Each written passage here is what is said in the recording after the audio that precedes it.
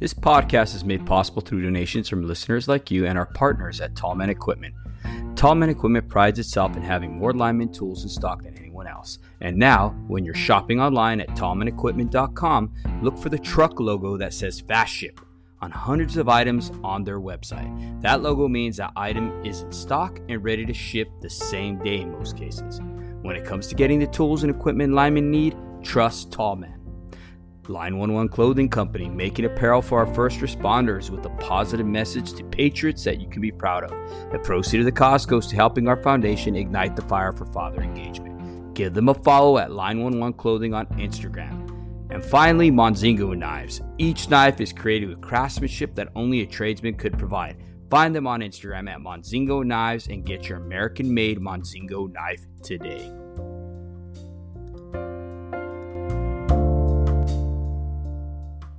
Welcome to the Show Up Dad. This podcast is created for hardworking fathers. At the Show Up Dad, we recognize that fathers providing for their children is certainly important. When women truly understand their unique role and gain the knowledge and skills to be great fathers, they can transform and impact future generations. Today's guest is Nathan Kirby. He is 47 years old, a professional athlete, coach, and keynote speaker who has been on countless shows.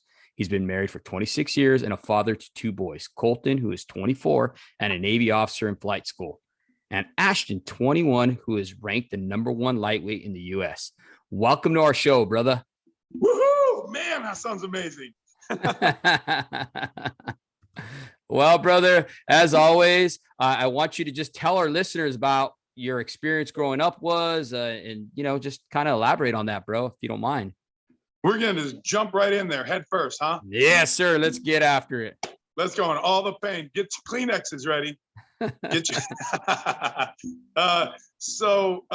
Man, first of all, thanks for having me on here. It's amazing, especially to be recognized as a father. I get recognized as a coach or as a fighter, or, like you said, being on Steve Harvey. We got recognized in Mexico because we were on the show while my son and I were training on the beach, getting ready for a fight. And I told my wife, one day I just want to be recognized for me, not because, hey, is that Brock Lesnar? Hey, is that who's the linebacker? I'm trying to think of Urlacher. The other Gronkowski. Okay. Everybody says that. Somebody's going to say, hey, is that Kirby? So thanks for recognizing me just for me being a dad and a husband, and which is probably the most important job title I've ever had. Mm-hmm. But becoming a father and being a dad, completely different things. And that's what I had to deal with growing up. That was my biggest lessons. Mm-hmm. I am still sort of dealing with that in different realms of my life, my business, as I'm still looking for that mentor. I'm still looking for that leader and that coach. I'm always drawn to that person, not as a father figure per se, but somebody just to guide me. And before, I went on my, big personal development search, that was 10 years old, I believe, when I found out that this man named David Kirby wasn't my dad. Mm-hmm. Blown away, and my mind is baffled. What do you mean he's not our dad? I have an older brother. He's my only sibling that I have, has the same mother and the same father. My older brother found out that there's a man named Brian Lewis that's our father. And he said, no, the kids down the street told me that they go to church with my dad. I'm like, we don't go to church. I don't know what you're talking about. And he found a birth certificate. And the moment that I found out, as I dive into my mindset to try and think about this, the moment that I found out that this man wasn't my dad, the pure anger, bitterness, the rage, the hatred, everything swelled up because of what we had to endure. And we just thought, well, this was our dad. We don't know any different. I thought you just get in trouble. I thought you got yelled at. I thought you were just scared to death, afraid to come home because he's looking in the rearview mirror. You're going to get beat when you get home. You know it because I stepped on the fence at my uncle's house in Illinois and we weren't supposed to. Crazy stuff like that. Mm-hmm. And immediately realizing that this man is not even my father, and then understanding why my brother and I are being abused. He's not our father. It was my half-sister's real father. Mm-hmm. He was an alcoholic. All I've known him was to be an alcoholic, but I didn't know what an alcoholic was.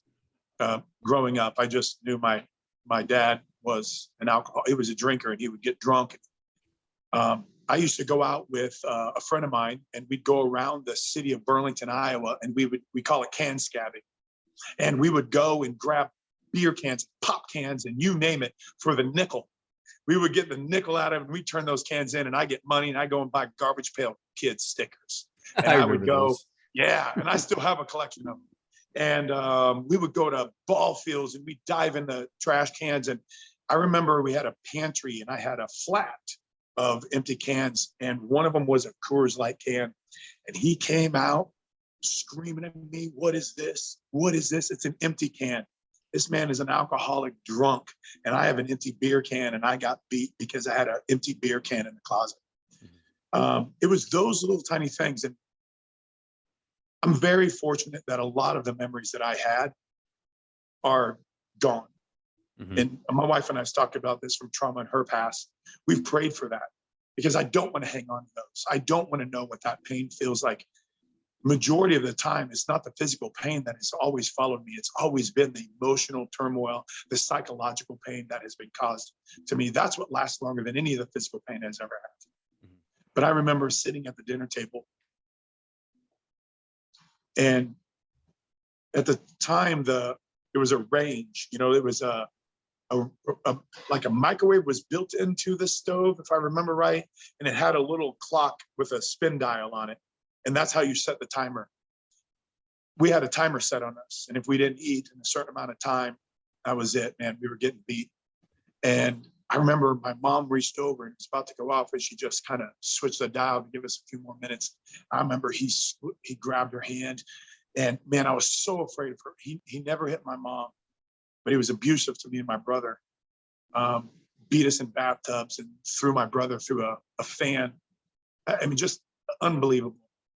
And I think the pain of that growing up was knowing not only was this man doing this to us, he wasn't our father.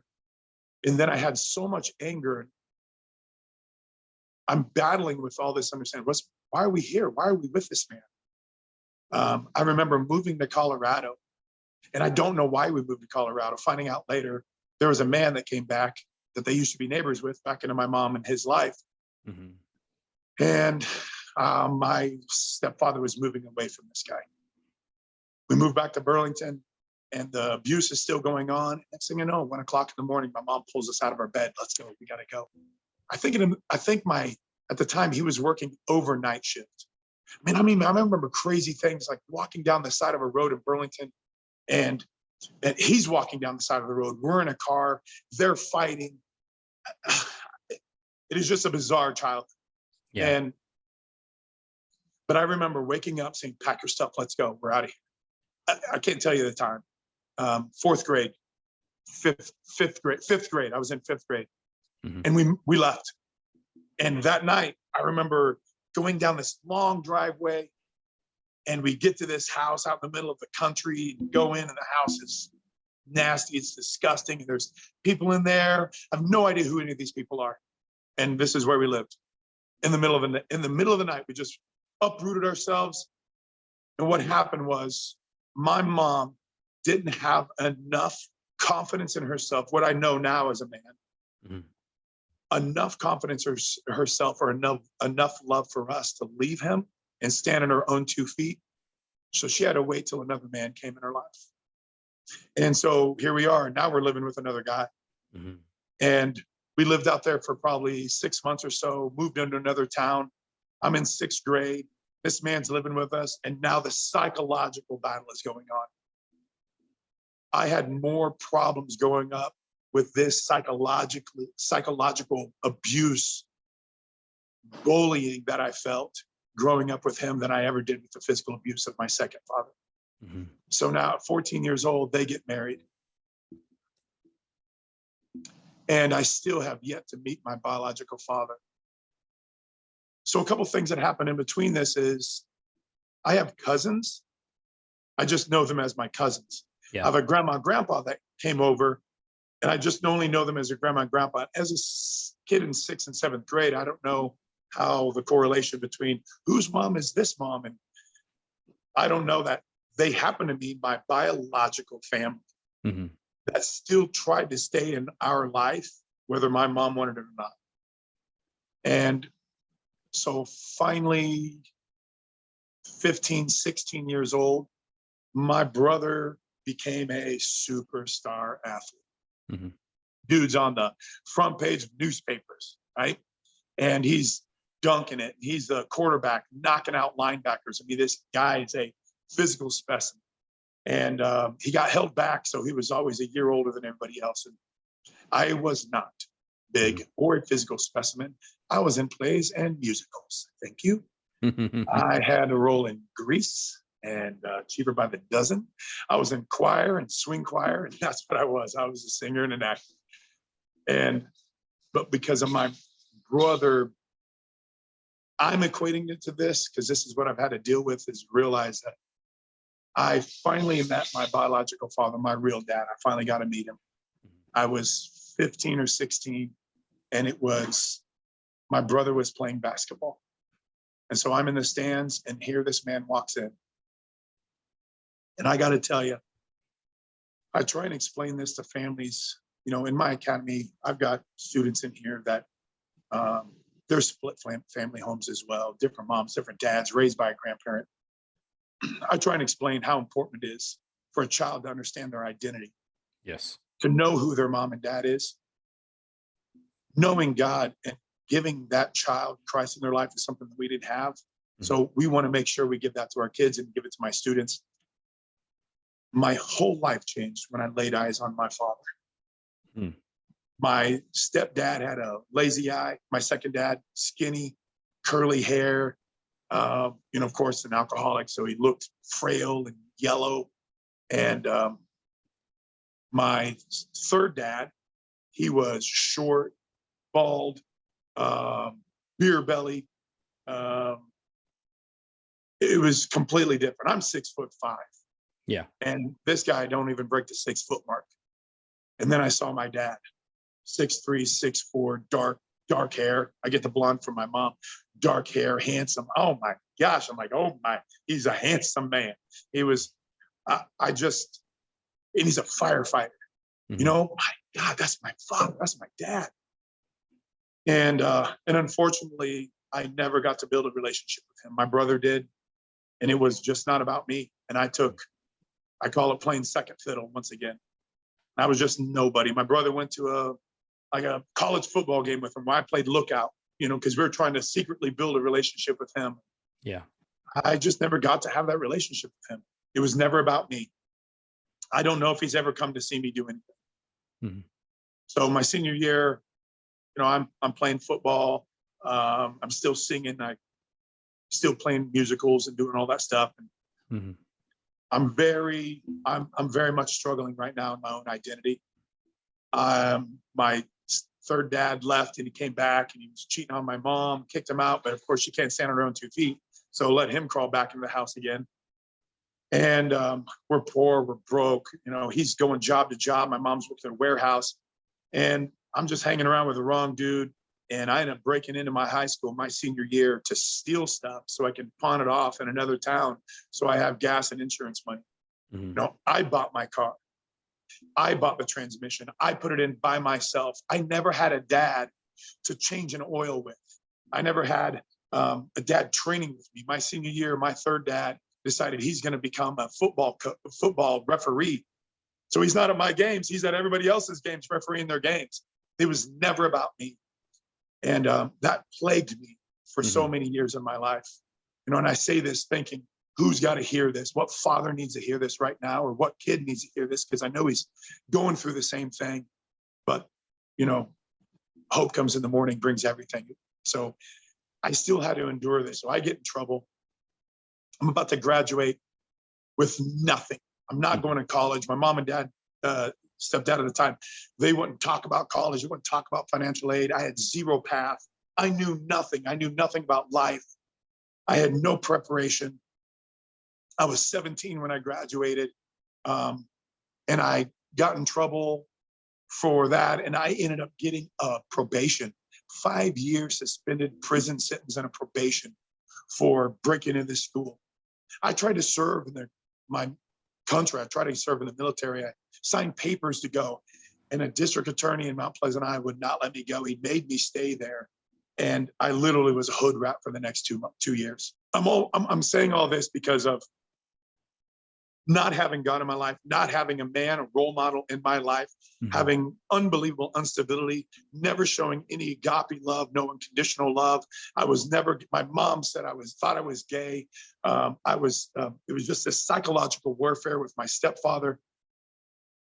And what he did in my family with my brother's girlfriend, with my mom's sister, with my own sister. I'm telling you, there's some things that completely effed me up in the head. And it was really hard to battle this.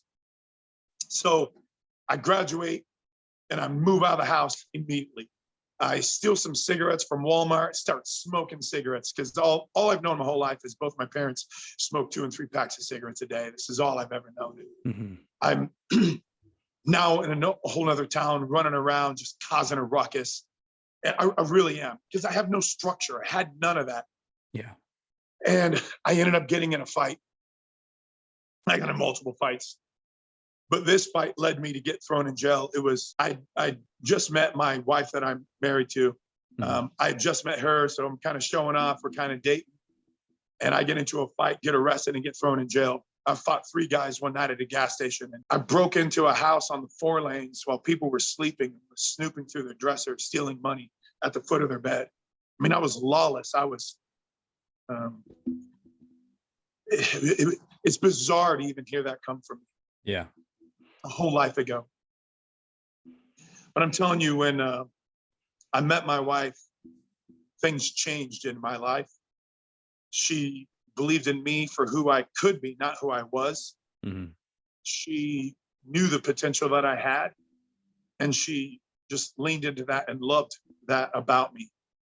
And we weren't even together 6 months. I proposed to her on Valentine's Day, 1996. And the next day I went to jail to serve my time. Wow. I still have a letter from her that she wrote me while I was in jail. And I get out of jail for those 2 weeks. I moved into a farmhouse. This old man let me be a farmhand. That was the only way I could have a work release, get out of jail and go to work. By May of that year, we were married. We were married at 20 years old. Hey, Kirby, how did becoming a farmhand and learning that hard work ethic, how did that affect you? How did that transpire for you to start becoming, the man who your wife wanted and needed? How did that relate? It was brutal. I hated it. I loved working with cattle. I worked with Angus.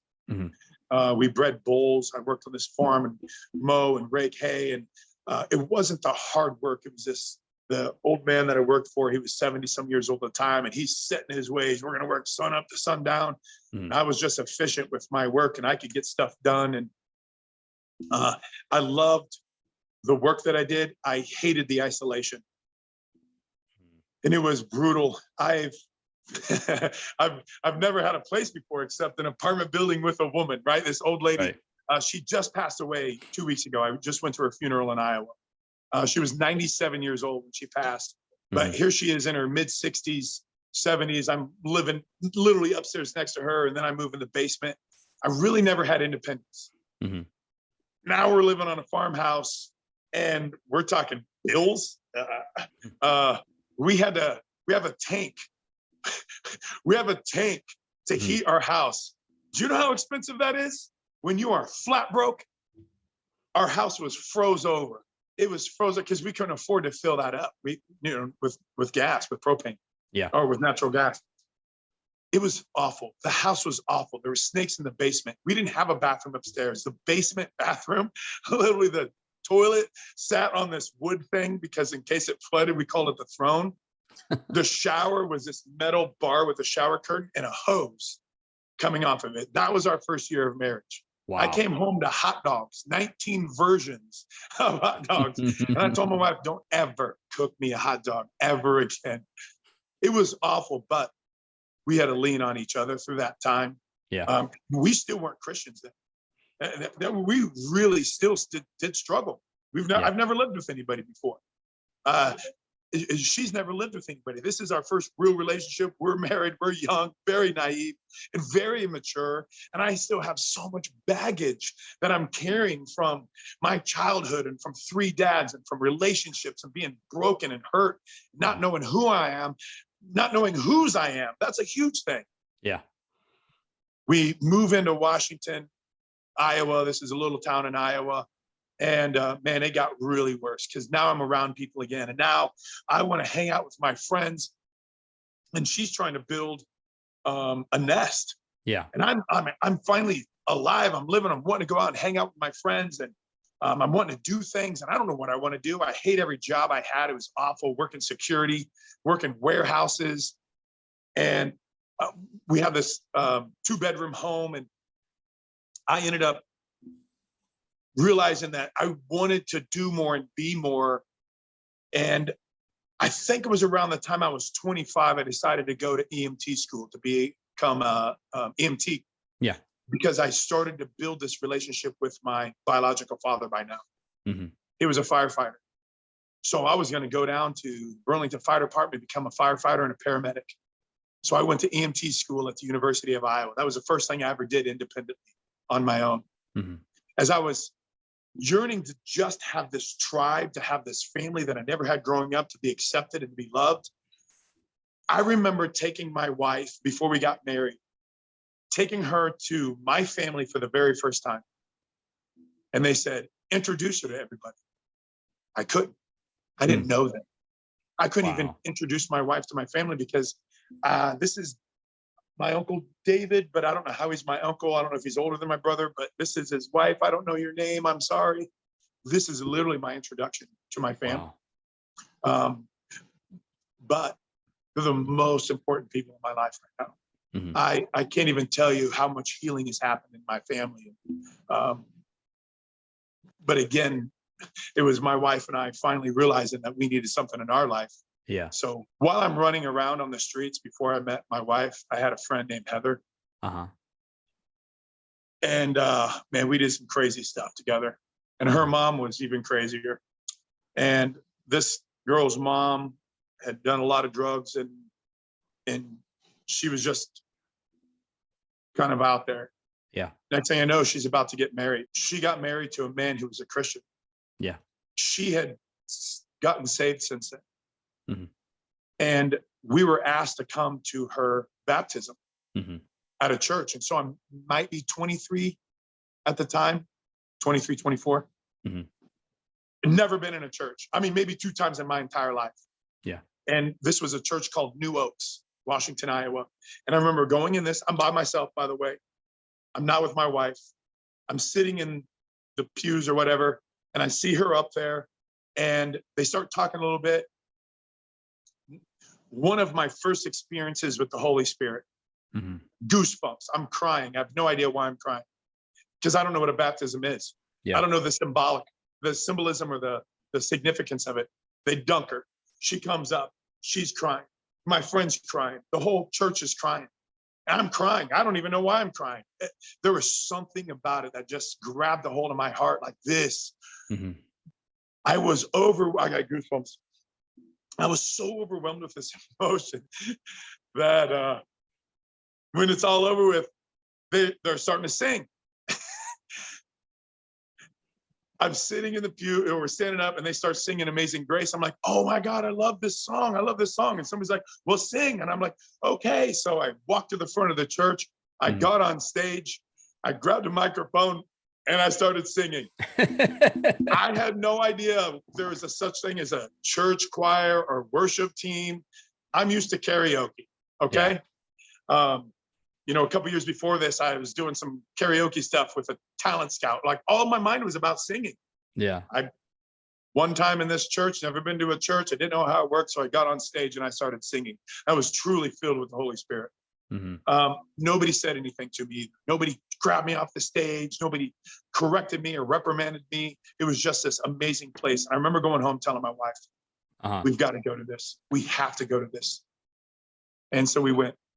Wow. And We went back again and again.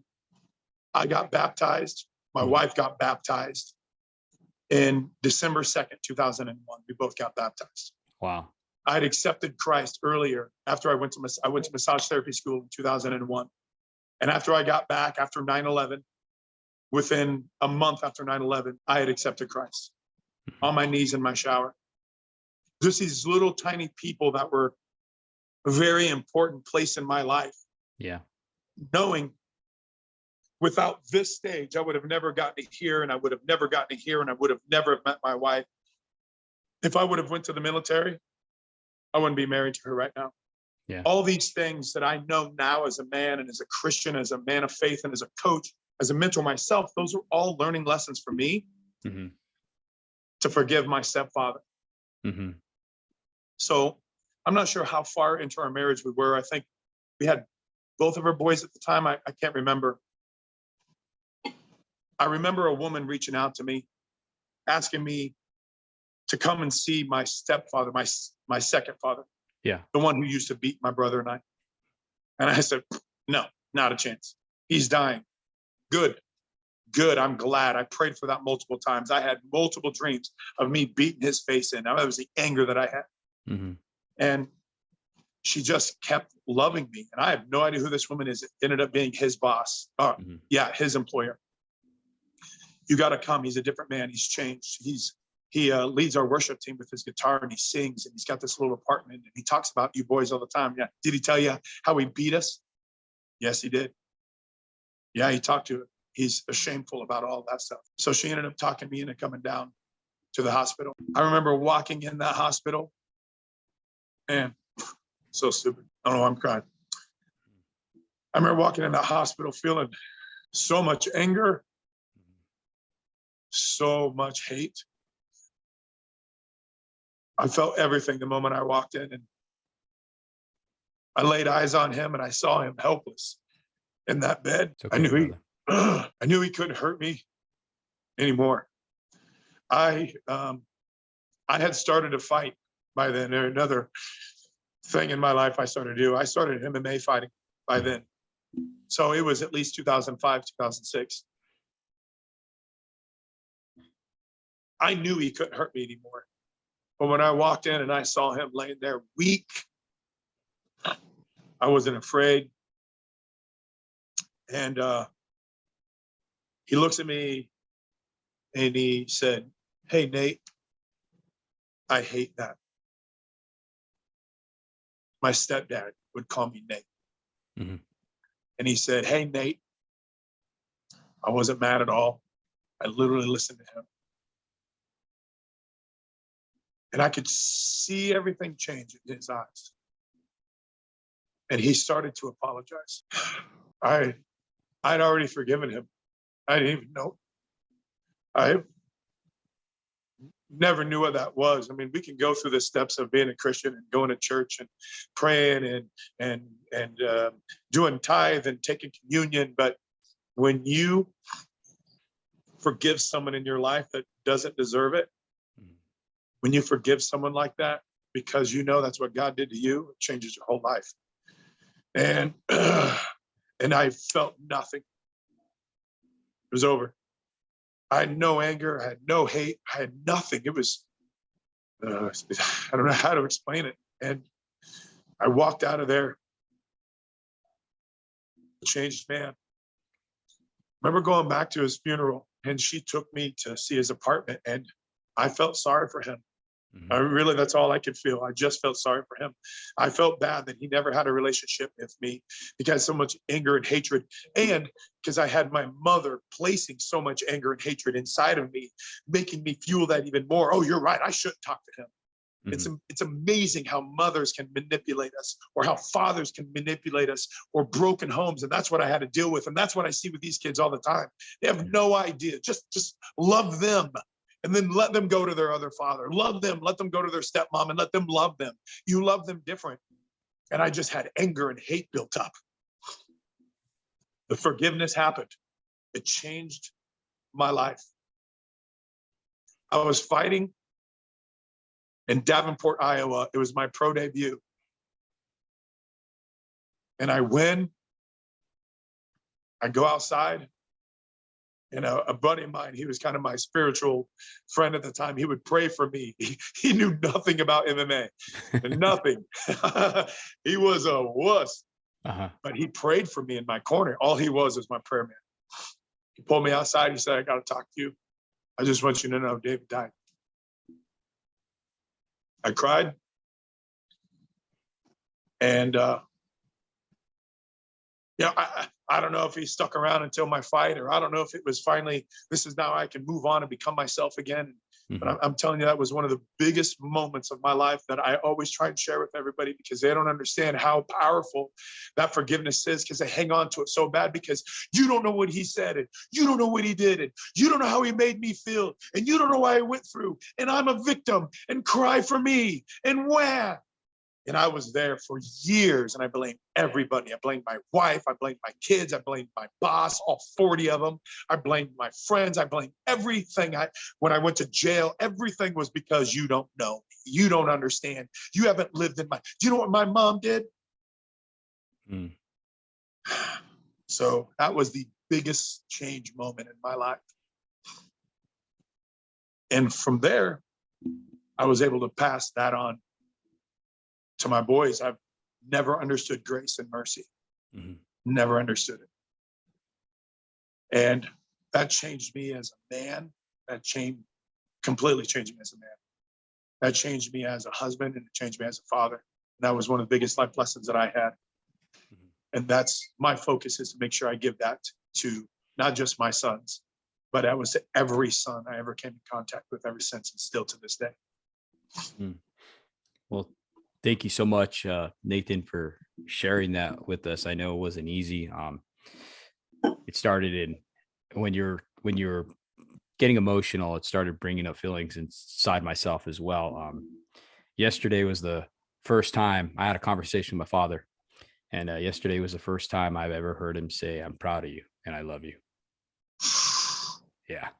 And believe me, it was hard, bro. This is a man who I've only seen cry 3 times. Once is when my grandfather died. Once is when my brother died. And then yesterday.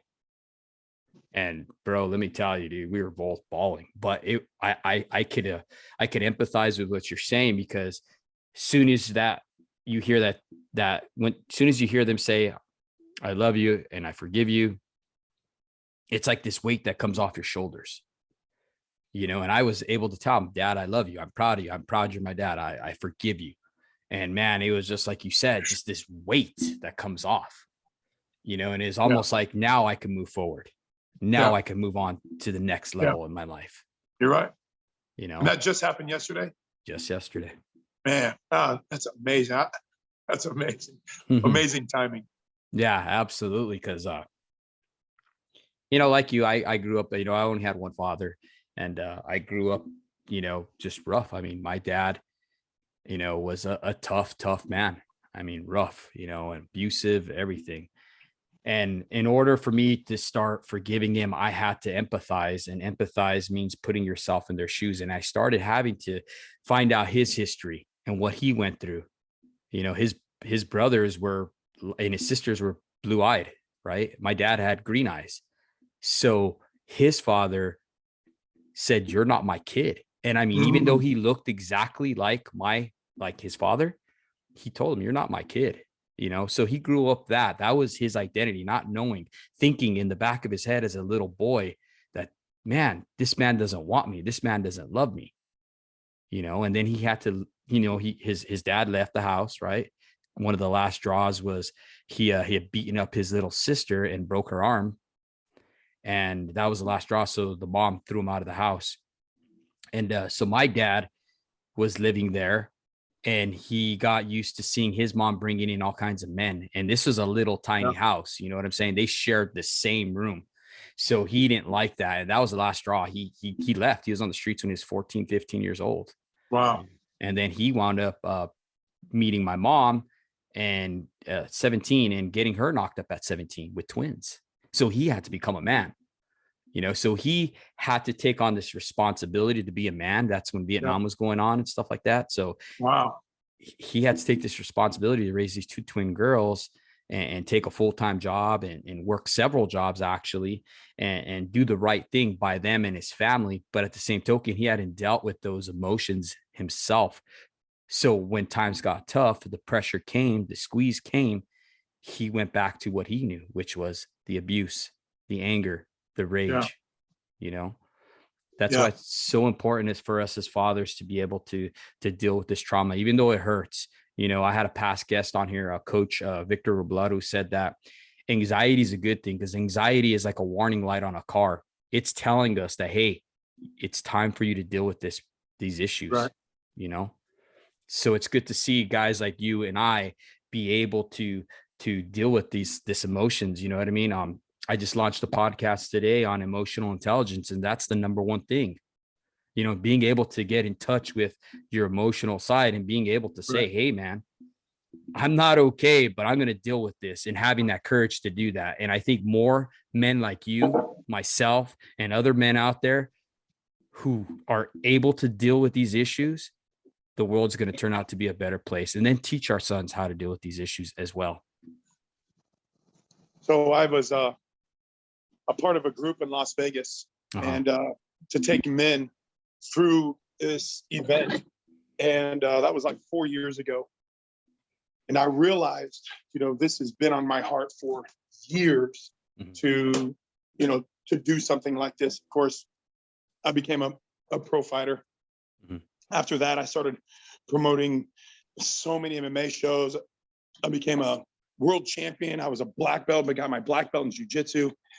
But I'll tell you, running a school and teaching kids that are 4 years old up to 44 years old, doesn't matter the age, I know what they need.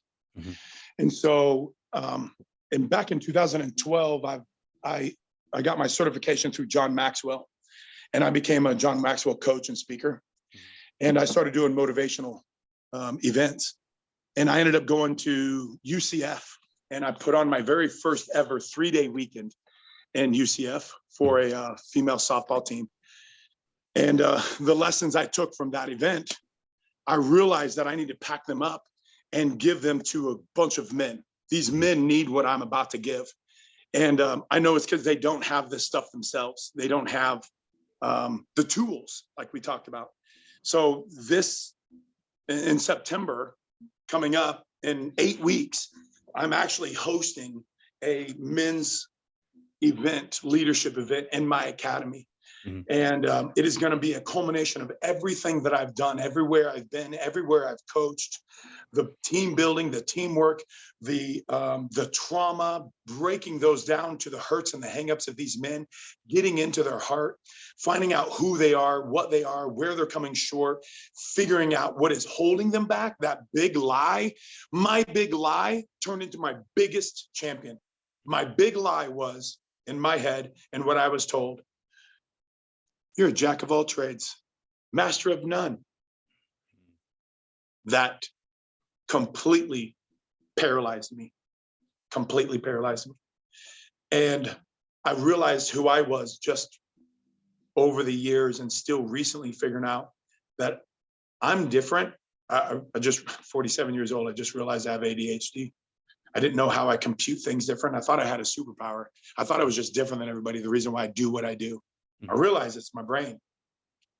I do things because I can't sit at that desk for 20 years doing the same thing in and out. I have to follow my heart, because if I don't, I will die. And everything I've ever done in my life has always been about following that passion and that drive that God has given me. And that's what these events are, is helping these men go after it. Well, while I was fighting, I had a massage therapy business. I had 3 martial arts schools, and I had a fitness center that I was running, a 24-hour gym. And that's when this woman, she's an editor of a newspaper, she said, "You're a jack of all trades, master of none." Man. And then people are like, "Oh, what job do you have now? Oh, now what are you doing?" I remember my sister says to me, my half sister says to me, "Well, I hope this makes you," the emphasis was on this after I got certified with John Maxwell. "I hope this makes you happy." I can't tell you the narrow-minded people that I have met that are okay being in their own prison, try to bring me into their prison. Now, listen, if you're okay doing that, if you don't want to go after your life, fine. But I know there's people like me that are hungry. They need someone in their life. I felt like I've been waiting for someone to discover me. my whole life. Those are the words that resonated with me. Look at me, I have a gift. Now I know what that gift is. And the more that I bring it out, the more that God shines its light on me and that gift, more people change around me. So who am I to hide this, to snuff this from anyone? I've got to bring it out. So that's what this event is. So, there's another part of that.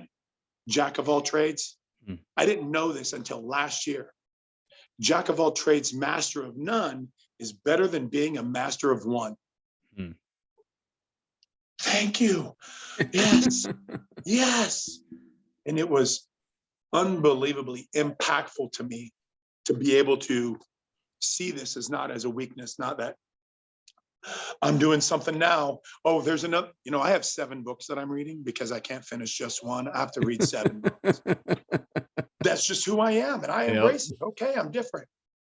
But what it does for me is it allows me to have this thought over here and this thought over here and this thought over here. It allows me to be that man in my facility, loving and caring for and changing and mentoring and coaching guys in this school that need a dad, that don't have one, that need a father figure, that need just a coach, that need someone to love them and still be hard on them and still hold them accountable. And I know every one of these guys' personalities in here. When it comes to my kids, brother, if there can be any other opposite, it's my 2 boys. Completely opposite. Is it loud? My kids are starting to come in the school. No, we're good. No, we're good. Okay. So, you were bragging about when we started the podcast about my boys, and that sounds great. That's amazing. As a dad, I'm like, oh, those are my boys. My son is the number 1 lightweight ranked athlete in the nation. Number one. Look him up on Tapology. Number 1. He's making his pro debut in 10 days on LFA, on UFC Fight Pass for LFA. His world is about to change. And it's all because of his gift. He has an unbelievable gift with MMA. It's beyond what I can do. My son, I'm marrying him on Labor Day. They got married over Zoom the moment they graduated college, but they want to have a full wedding. So I get to marry my son in 8 weeks in Florida. 5 weeks in Florida. And he's an officer in the Navy and he's in pilot school. Wow. See, here's the cool thing that I feel. And I want to talk to dads. It was not easy because I had to balance being a dad, being the husband, being a business owner, being a coach to 1,000 people, and also being their coach. And I tell all these dads that want to coach their kids, back off, stop. You will ruin the relationship if you are not a whole person. You will ruin your relationship for the rest of their life. You know what your dad said to you yesterday? That is all these kids want to hear. Yep. I tell them all the time. I kicked the dad out of here. I said, you need to leave, get outside, go out and watch, because your kid is triggered with you standing here over him, and he's never going to be good enough in your eyes. You need to go outside so we can train. I told another dad to sit down. I told a mom to get off the bench. She's a helicopter mom. Nobody is parenting the parents right now. And you know what these kids want? I'll tell you. So whoever's listening, write these down. Good job. Not, why didn't you do that? Why are you doing this? Why didn't you do enough? Pay attention. Focus. The coach is a coach for a reason. I'm proud of you. I love watching you train. That's it. Those are 3 things. Man, you did amazing today. How was it? You don't give any feedback because you're not the coach.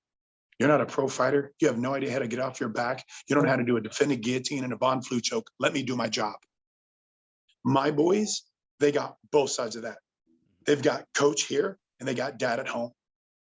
And I was still, homework. Is it done? Focus. Where's your priorities? You need a job. You have to pay bills because I'm not covering for you. You have to find some responsibilities for your own, on your own. The biggest lesson that I ever had with my boys was giving them the idea that they all have a gift. I believe that we all have a superhero inside of us. I know the people at home can't see, but you can't see, I have the blur on. I'm upstairs in my academy. The entire wall is filled with Marvel and DC comic superheroes. Pictures and portraits of everyone. We all have that superhero inside of us with this special gift, unique only to you. You have it, and it's up to you to decide what that is. If everybody would tap into whatever their unique that God gave them, that gift, without squandering. All I've ever told my boys was this: don't squander your gift. If you're going to be a janitor, be the best janitor there is. If you're going to be the garbage man, I want to see a Goalcast video made. I want it on TV. I want to see Oprah Winfrey do a story on you because you were the best birthday party attendant at the trampoline park. I don't care what you do. Do it with all your heart. Do it with all your might. And because you're the best at it. And that will give you all the pleasure and joy in the world. Instead of chasing a job, chasing a title, chasing money, chasing that fame. Follow what God has given you. Bring that up to the light. Don't squander it. Those are what I told my boys. And here I fought. I was a fighter. I was a pro. I have one fight on YouTube because I've never posted my stuff. And I was never going to be like what Ashton is. And here he is going on LFA, his debut. I wanted to go to the military and I couldn't because of the actions that I took. And here my son is an officer in the Navy. My boys are the best of me. Man, I love my boys. All I can say is this: no matter how successful I get, no matter what I do, how big, whatever my name is, if my wife is miserable, I failed. If I'm not a good man or husband to my wife, I failed. If my kids aren't successful, not because of money or fame, but if they aren't happy and successful in their lives, marriage, and career, I failed. I have one job, and the litmus test to decide if I'm successful or not is my family. That's what it is. It's my job. The moment I said this before, the moment I said I do to my wife, and the moment my boys took their very first breath, it was my job to create them and to be men. And that's what we're missing today, is just great men. No, and I agree with you 100%, Nathan. We're missing those role models. I thought that was awesome that you said that as a father, if you're not a coach, if you're not whole and complete, you're just going to cause more damage. We see that so much at soccer games and everything. I remember one time, because I was a really good wrestler. I've been wrestling my whole entire life. I went to Kenny Monday's camp. I went to California with Kendall Cross. We went all over the place, right? And, wow, that's awesome. Yeah. And one of the things I remember seeing is I wrestled this guy who was a 5-time state champion. This guy was just unbelievable, right? And he smoked me. I mean, there was nothing I can do. You've probably been in those positions where the guy's just that good. And I remember he beat. No, that's me. That's me, brother. That's what they say to come in there. Well, this guy smoked me, right? And I went outside and I was changing my singlets, and because I had scored a point on him, his dad was his coach. His dad had him outside by the neck up against the wall, socking him in the stomach. Oh my God. Yeah. And I looked, they both made eye contact with me, dude. And I didn't know what to do. You know what? I was like, oh crap. I walked into something. So I turned around, I went back inside, but that always stuck with me because later on in life, this guy who was super successful, this guy who got a full ride scholarship to, this whatever school he went to, he squandered that. When he got to college, all he wanted to do, because he had got out of that. Yeah, exactly. All he wanted to do was party because he got out of that environment, and he wasted that. Yep. He didn't wrestle at all. He gained like 70 pounds. He was miserable. Yes, sir. You know what I'm saying? Yeah, I see it every single day. I can't even tell you the weight of regret that these men carry when they walk in here at 20 years old or 30 years old. That weight of regret, that is something that will carry with them for the rest of their life. I mean, if they could take stock of it right now, it's just hard to step back and take a look at yourself. You will never be able to look at yourself in the face with your own eyeballs, except through a picture or a mirror. You will never be able to really check yourself from the neck up, a checkup from the neck up. But if you could just give yourself I'm about to do evaluations with my coaches in here.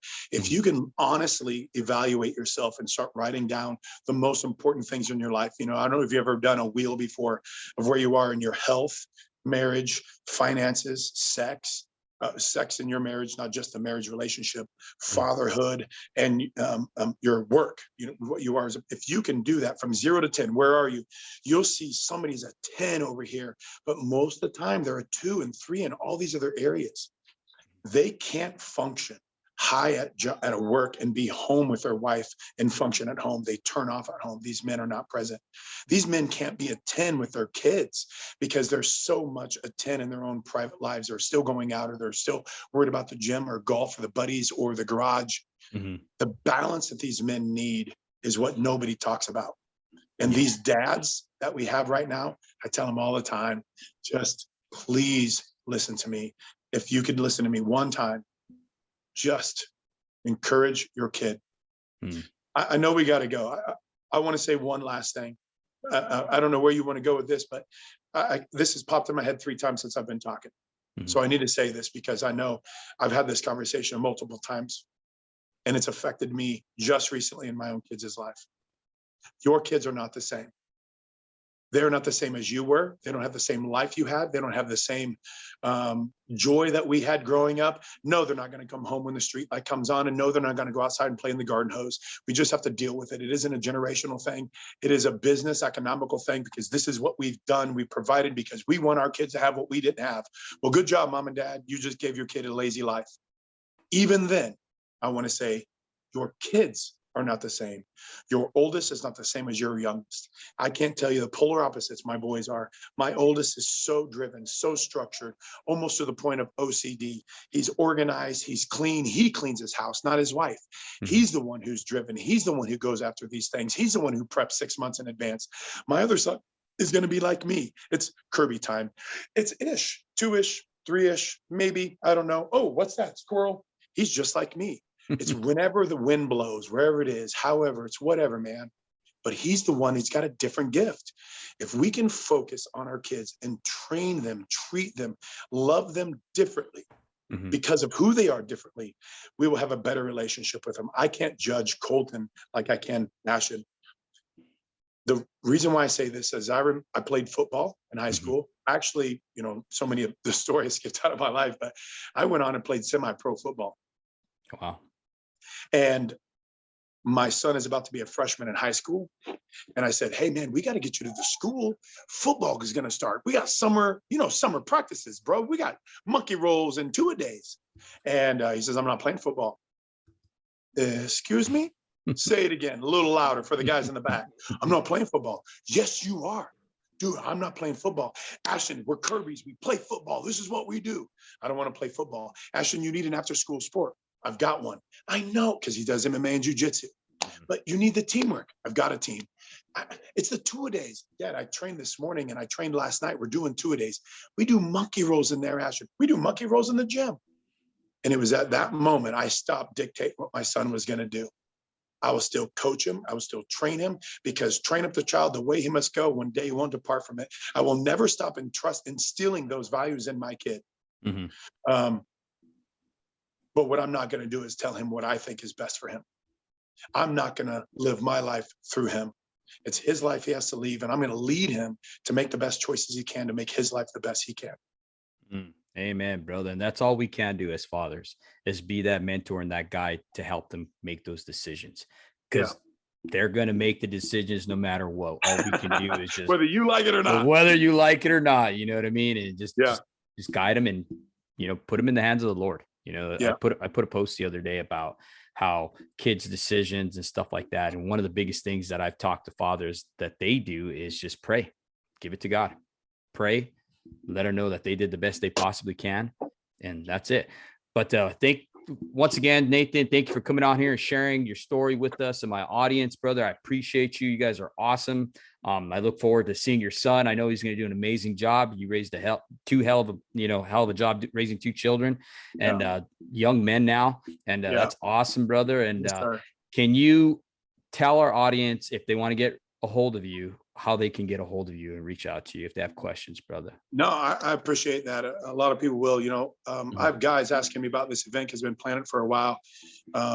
It's going to be in Little Rock. I'm based out of Little Rock, as my school is.